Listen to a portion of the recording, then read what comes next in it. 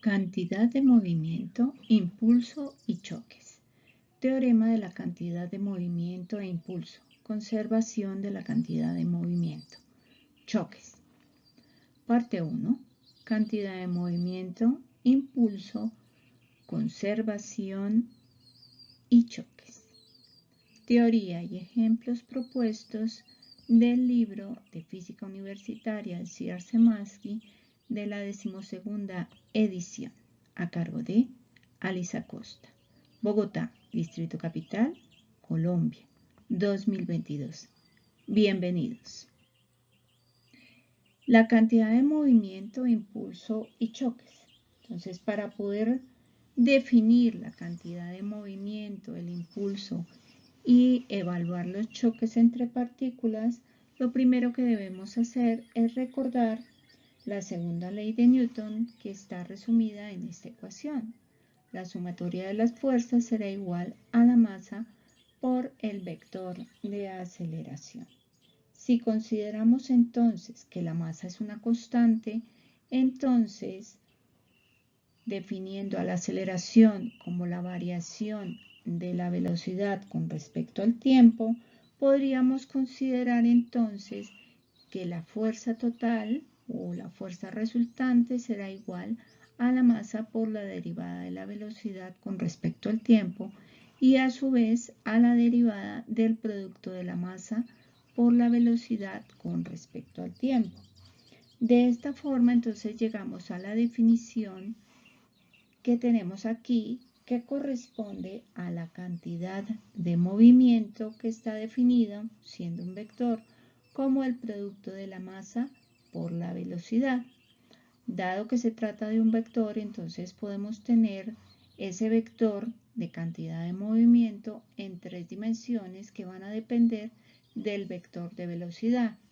Así pues, entonces tenemos la componente en X de la cantidad de movimiento, que va a ser igual al producto de la masa por la velocidad en X de ese movimiento, la cantidad de movimiento en Y, que será igual al producto de la masa por la velocidad en y finalmente la cantidad de movimiento en Z, que será igual al producto de la masa por la velocidad correspondiente en esa dimensión Z. Para el impulso, entonces nosotros sabemos que en este caso la cantidad de movimiento puede también definir la sumatoria de fuerzas. Entonces tenemos aquí que la sumatoria de fuerzas va a ser igual a la variación de m por b, por lo tanto la sumatoria de fuerzas será igual a la variación de la cantidad de movimiento. Así pues, el impulso, que es J, será definido como la fuerza total, en este caso la sumatoria de fuerza, multiplicado por un lapso de tiempo. Así pues, el impulso va a quedar definido entonces como, entonces tenemos la sumatoria de fuerzas que va a ser igual a dp de t por esta ecuación anterior, dp de t va a ser igual a la variación de la cantidad de movimiento p sub 2 menos p sub 1 sobre la variación del tiempo t2 menos t1. Así pues, la fuerza total o fuerza neta será igual a la variación de la cantidad de movimiento por la unidad de tiempo. Reemplazando entonces para la ecuación de impulso tenemos que el impulso queda definido como la variación de la cantidad de movimiento multiplicado por la variación de tiempo.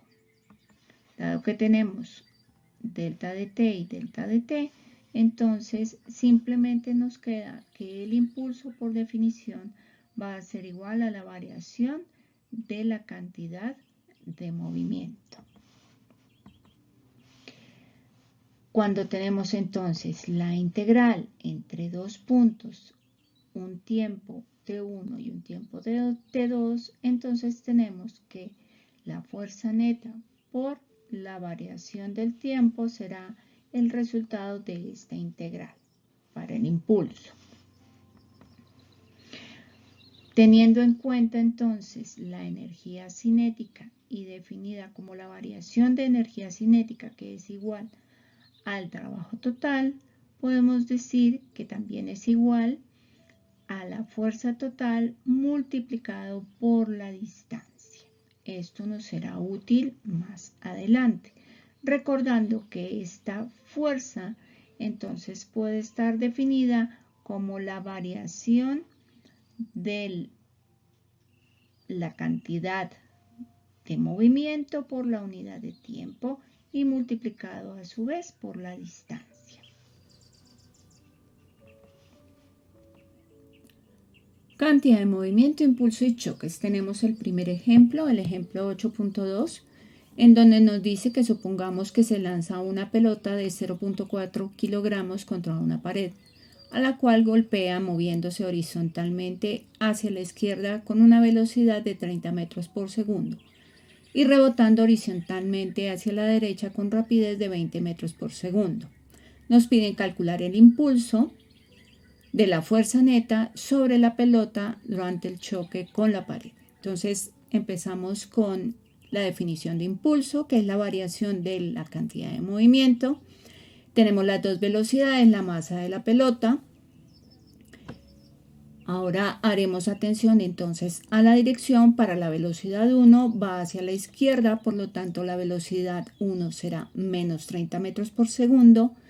En un instante en la mitad, velocidad 0 mientras rebota la pelota y la velocidad 2 en donde va hacia la derecha y es positivo con velocidad de 20 metros por segundo.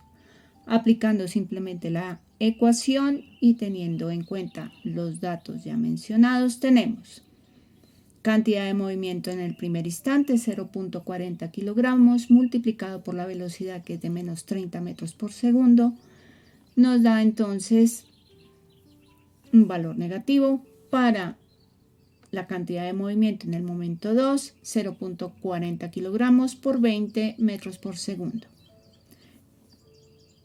Cantidad de movimiento 1, menos 12 kilogramos por metro segundo. Cantidad de movimiento 2, 8 kilogramos metro segundo. Impulso, entonces será la diferencia, 8 kilogramos metro segundo menos 12 kilogramos metro segundo. Menos por menos da más, entonces sumamos 8 más 12 nos da 20 kilogramos metro segundo. En la segunda parte nos dicen, si la pelota está en contacto con la pared durante 0.010 segundos, nos piden calcular la fuerza horizontal media que la pared ejerce sobre la pelota. Para eso utilizaremos entonces la segunda fórmula, en donde tenemos el impulso definido como la sumatoria de fuerzas, que es la fuerza total, multiplicado por el delta de tiempo. Despejamos entonces la fuerza total, que es lo que nos piden, la fuerza horizontal media de la pared sobre la pelota. Despejando será sumatoria de fuerzas, será igual al impulso dividido en el lapso de tiempo, delta de t. Operando, tenemos impulso 20 kilogramos metro segundo sobre el delta de tiempo 0.010 segundos y nos da 2000 kilogramos metro sobre segundo al cuadrado, es decir, 2000 newtons.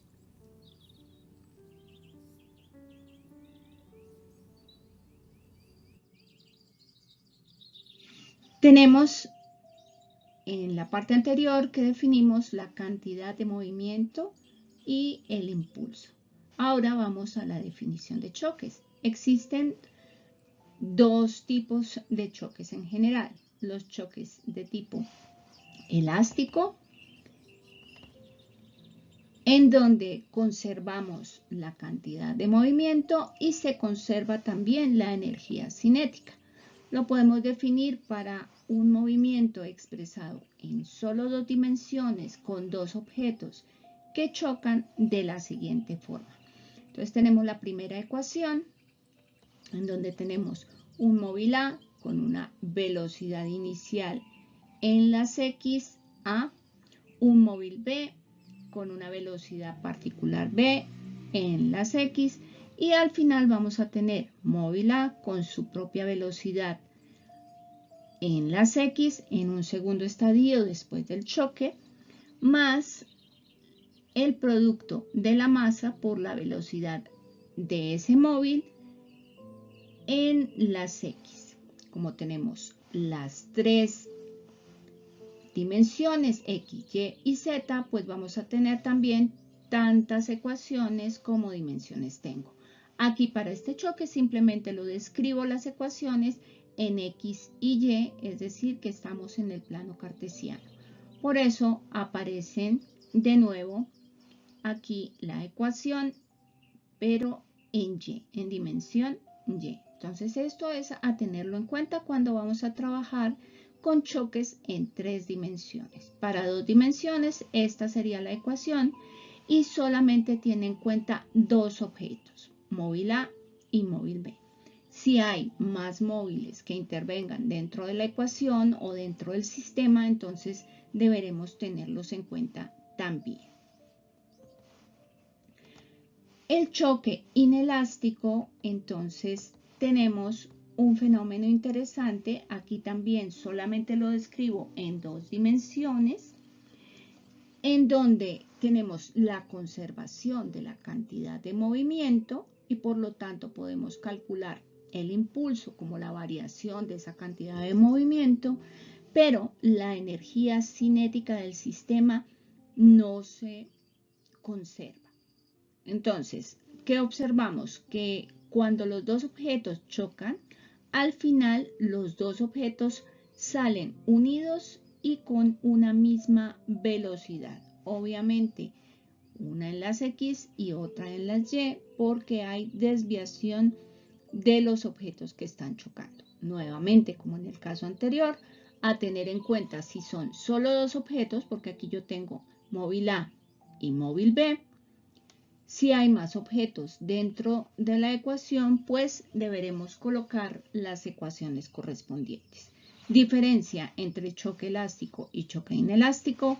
En el choque elástico, las partículas, cada una, sale después del choque con su propia velocidad, mientras que en el inelástico, las partículas cuando chocan finalmente se van juntas y adquieren una velocidad final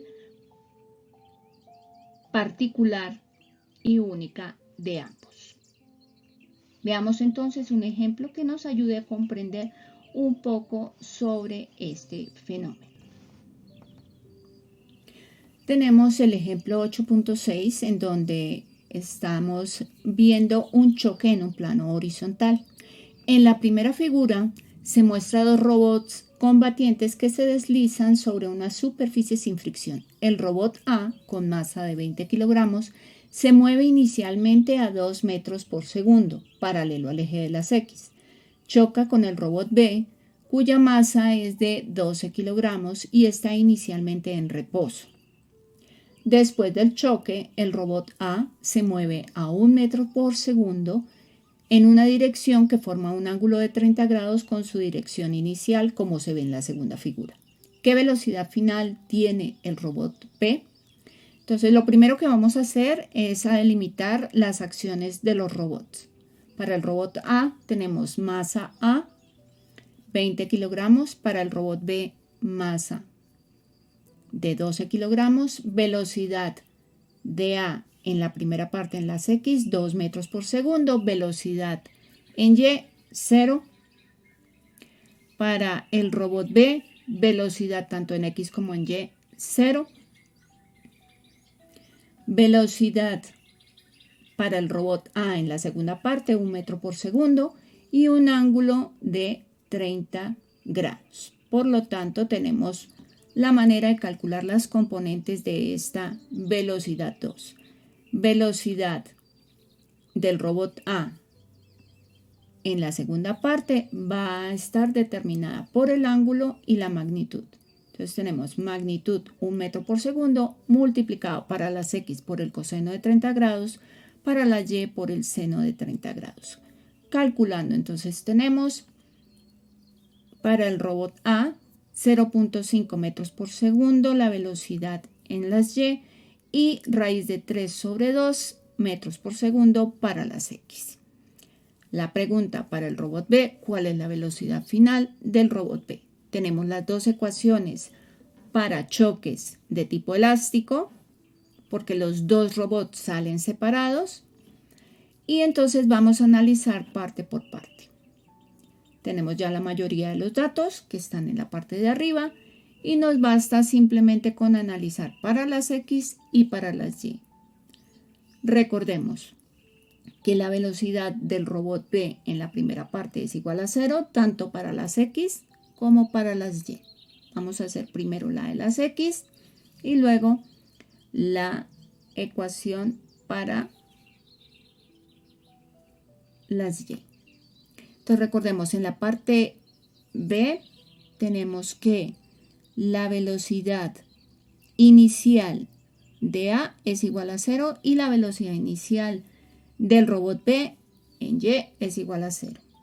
El objetivo en la primera ecuación es despejar la velocidad de B en la segunda parte para las X y de la segunda ecuación sacaremos la velocidad del robot B para las Y.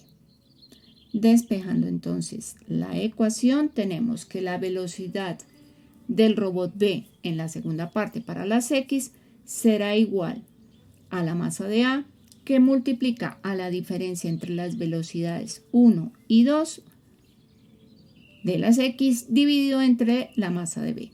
Operando, entonces tenemos las dos masas, se cancelan las unidades, tenemos arriba 20 kilogramos y abajo 12 kilogramos. Kilogramos con kilogramos se va y nos quedan las unidades de diferencia entre las velocidades. 2 menos la raíz de 3 sobre 2. Operando nos da 1,89 metros por segundo, que sería la velocidad de la componente en X del robot B. Ahora trabajamos con la segunda ecuación para determinar la velocidad del robot B en las Y. Despejando, entonces tenemos que la masa de A por la velocidad A en las Y pasa al otro lado, queda negativo. Despejando la velocidad del robot B en la segunda parte para las Y va a ser igual entonces a menos la masa de A sobre la masa de B multiplicado por la velocidad de A en la segunda parte para las Y. Reemplazando nos da menos 20 kilogramos sobre 12 kilogramos, se cancelan las unidades y nos quedan las unidades de velocidad 0.5 metros por segundo. Nos da menos 0.83 metros por segundo. Tenemos las dos velocidades en X y Y, entonces a través de Pitágoras podemos obtener el valor o la magnitud del vector total de velocidad V, que será igual a la raíz cuadrada de la suma de los cuadrados de las componentes. Es decir, raíz cuadrada de 1,89 al cuadrado más el cuadrado de menos 0.83 metros por segundo. Nos da 2.08 metros por segundo, que es el objetivo de este problema. Finalmente, la dirección, el ángulo beta, recordemos que se saca a través del arco tangente o tangente a la menos 1 entre las componentes menos 0.83 dividido entre 1.89 y nos da un valor de menos 23.8 grados, aproximadamente menos 24 grados. Ahora tenemos el ejemplo 8.7 en donde tenemos un choque totalmente inelástico. Nos dicen que supongamos un choque de dos deslizadores sobre una rampa de aire sin fricción sobre una misma línea. Los deslizadores no rebotan, sino que se quedan pegados después del choque.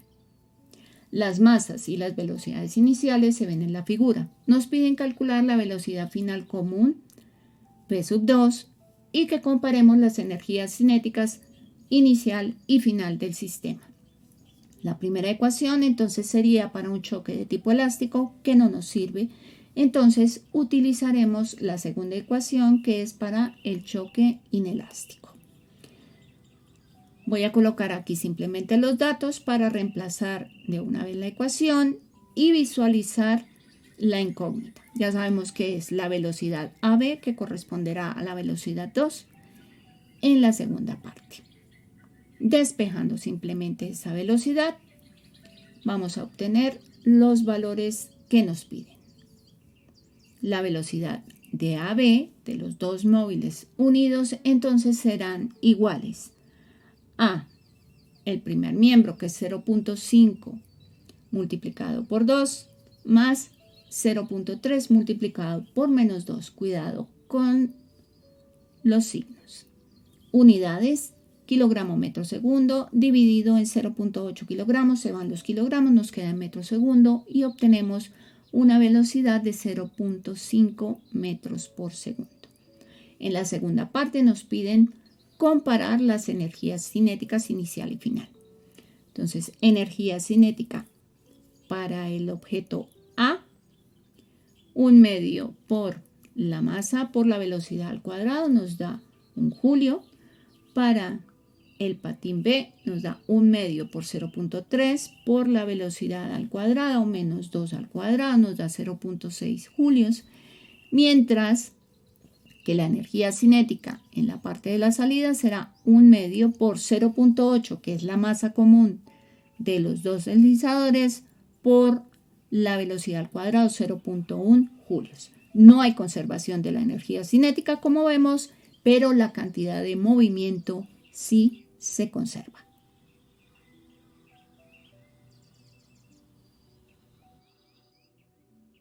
Créditos. Contenido, edición, voz y mezcla. Sonido. Aleatorio ambiental y naturaleza. Contacto. Aquí tienes los dos correos electrónicos a través de los cuales te puedes comunicar para solicitar tus clases personalizadas en Bogotá o virtuales desde cualquier punto de Iberoamérica. También puedes plantear tus preguntas o solicitudes de videos específicos. Tienes también aquí las direcciones de las redes sociales, en Facebook, la página web y el blog, a los cuales debes suscribirte para recibir las actualizaciones que estoy subiendo permanentemente. Realizado en Bogotá, Distrito Capital, Colombia, 2022. Gracias por tu atención. Recuerda suscribirte. ¡Hasta la próxima!